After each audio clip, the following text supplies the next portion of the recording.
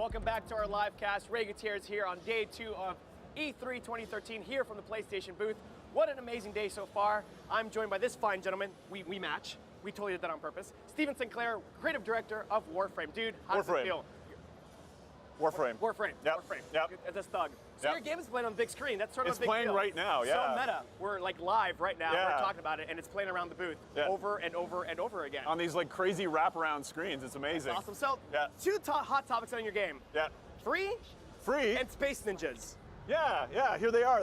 This is space right here. Well, we're showing.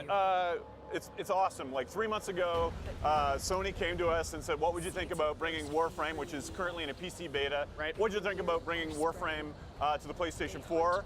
And we said, "Well, you better send us some dev kits." And they did, and the team did amazing work. And here we are, 3 months later, in Sony's booth. You're welcome. Talking to Ray about this free game that we're making for PlayStation 4. So let's backtrack. I like the fact that you give me some backstory. So talk about how easy it is to develop for the PS4. Well, I get this question a lot because I do the 3-month thing to try to like pat our team on the back. It's 3 months, whatever. Wait till you see 6 months. So a lot of people are asking me that over in the booth, like what's it like to develop for? And although I get new titles instead of a raise at work, I'm a programmer originally. So I'm asking the right guy.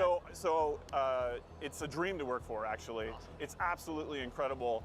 And I can't wait because once I go back to Ontario, we're going to thread some more things. And what we really want to do is take our 1080p and lock it at 60 and just have an amazing Ninja experience. Ninja experience. So now that you're on the show floor with us and other developers, do you kind of like stand back and look and be like, that looks great, I got to use that in our game?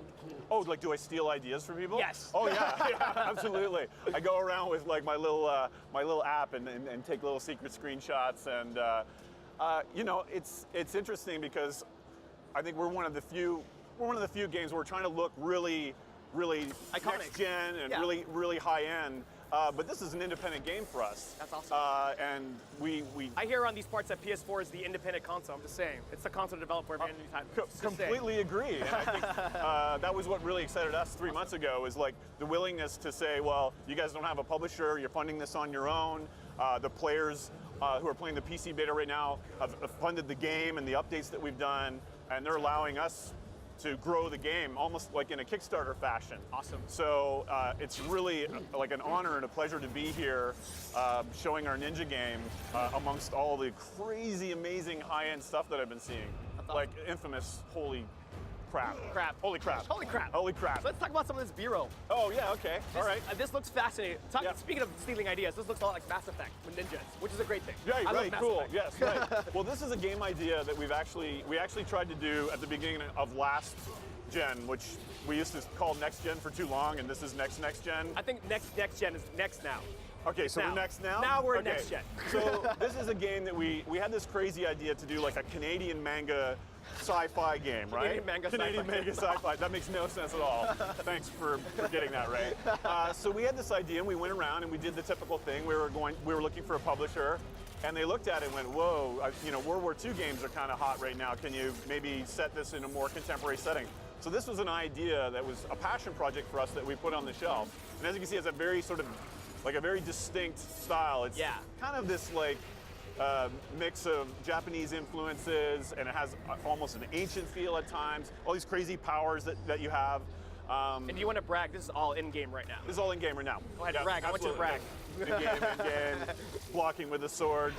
Yeah, our players are like, okay, so can we actually block lasers with swords? Yep, absolutely we can. Awesome.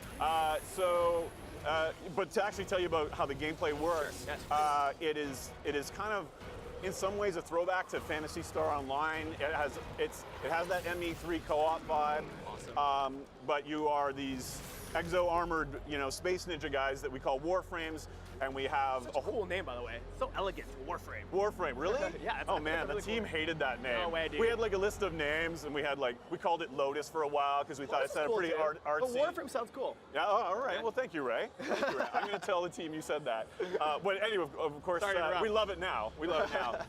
So The game is really kind of like an MMO light. You create your warframe, all your weapons level up. Awesome. You find all these crazy artifacts that let you upgrade and customize it, and then you do boss raids with your friends. You build like a crazy clan. And what I'm really excited about for PlayStation players is when you get in a clan, you can actually build your own dojo with all your clanmates. Like, okay, this room goes here, there's an elevator, so there's a bit of like That's gonna be, I'm that guy. Are you that guy? I'm the interior decorator. Oh, really? Yeah, That's I'm sweet. that guy. Well, this will scratch that itch. So, you know, we've added stuff to the game just recently where you can build a dojo, build a sparring room, and then you like kneel down like I'm not supposed to move off my mark, but okay. you can kneel down like a ninja, and then you can spar with your friends. Right. But it really is, unlike a lot of the free-to-play games that we've seen, this is a PvE co-op focused experience, right? So we did it a little bit differently that way, and that's really worked out well for us. So now, is there a central villain? Because I see this badass dude walking around. Yep. What's his name?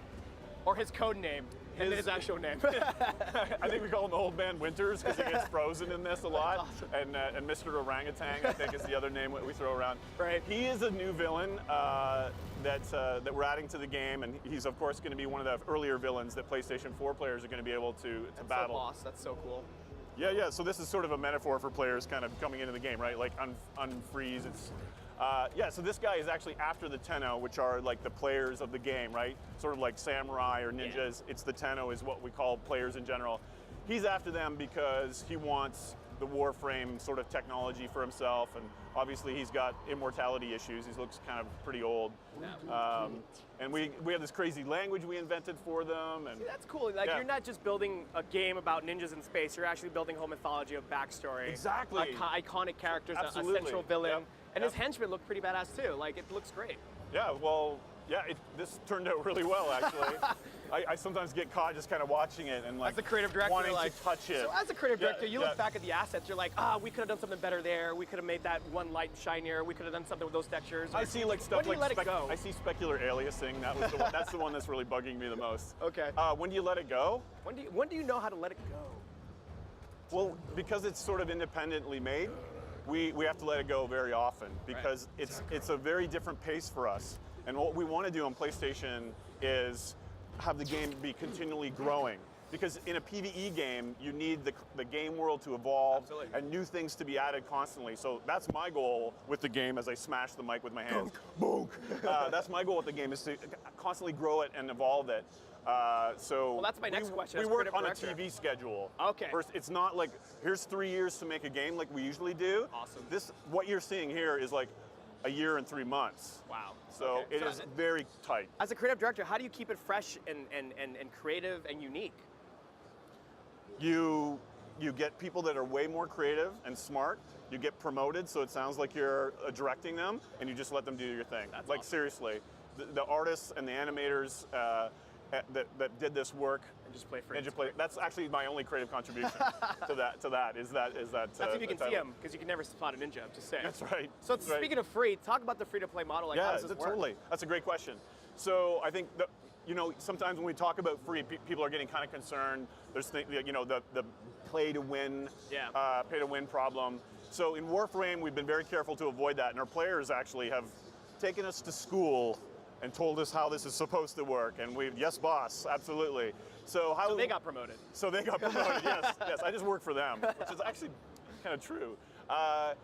You can craft. There's a deep crafting system in the game, so you can go and run bosses and find blueprints, and you can build those to build anything else that, if you make a purchase and you want to support the game, you can get it early or quick without doing that. But a lot of our players love doing that. Even our paying players love going out in parts of the solar system, finding the blueprint for like a crazy new battle axe, and then crafting it. So we don't lock. There's no paywalls. There's no like hit a wall. You can't play anymore today. We've been very careful to avoid that. So the crafting system, the blueprints.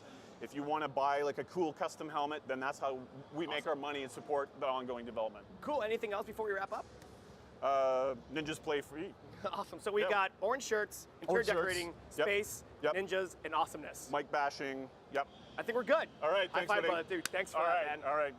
The Watch Dogs live demo is coming up at noon today. So to get you ready as part of our Conversations with Creator series, here's an inside look at Watch Dogs.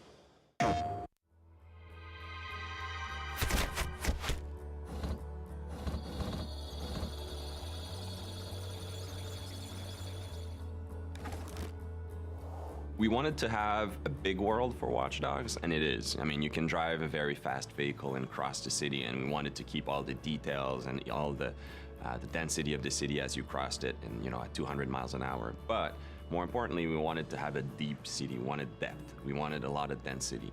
If you go in any street corner in Chicago or in a major city, there's a lot of things happening around you, and we want to preserve all of that within Watch Dogs. Make sure that the city reacts to everything you're doing, and that we preserve that detail that is so unique to a modern city in North America. So at the heart, it's the same game's vision, right? We're starting from a vision, and then Disrupt is a very scalable technology, very scalable game engine. So what we're doing is we're preserving the game experience, but if you play Watch Dogs on the PlayStation 4, we want to make sure that we use all of the console's capability. So all the game spiller we're able to make longer and stronger. All of the details in the game we're able to push forward. We have more details, more immersion. We're able to increase connectivity, increase the density of things. So it's the same game experience, but basically magnified on the PlayStation 4. It's not just the capacity of new machinery, it's also the capacity of players to create, to interact, to socialize. So when we started to talk about Watch Dogs to Sony, they got it immediately. It is the players and their behavior that will actually bring what next gen actually means. We're starting to make a machine that has to acknowledge how our society work, how our people interact with each other, how they play with each other. One of the things that we realized when we look at the PlayStation 4 is I think a lot of the things driving decisions for Sony were in line with some of the decisions that we were taking on Watch Dogs. I mean, Watch Dogs, one of our core pillars is connectivity. The first layer of it is the main character can connect to his whole environment. He can control the city, hack into any computer. But the game itself, we're applying it to the game. So the game is connected in many ways. So we want the player to be able to connect to Watch Dogs even through his mobile, be able to play directly with people who are on their console, who are on their PlayStation 4, even if he's on the bus. Basically being able to be attached to our game world even when he steps out of the living room. We are definitely in Watch Dogs exploring very new way of expressing what online could be, what it means to be connected, especially in a game where connectivity is at the heart of it. We want the player to be surprised when he meets other players. We want him to be able to go from single player to multiplayer without having to go through a lobby, to menus, to various game settings.